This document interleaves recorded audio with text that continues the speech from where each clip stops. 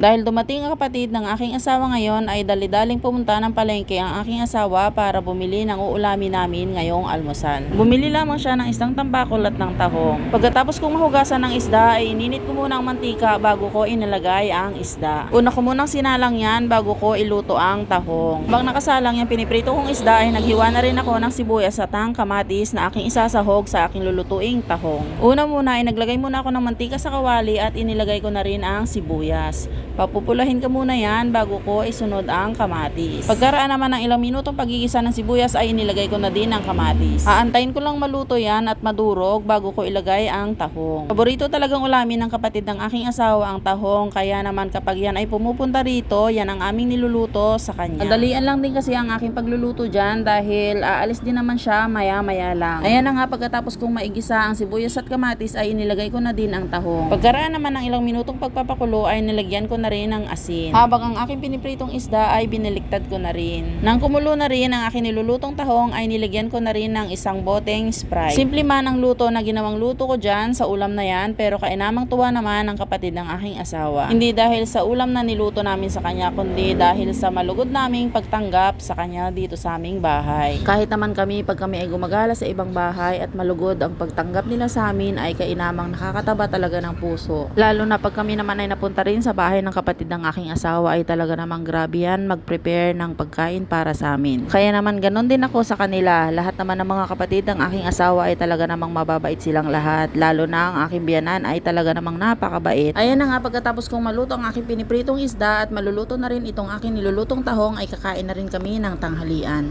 Yan lamang po at maraming salamat.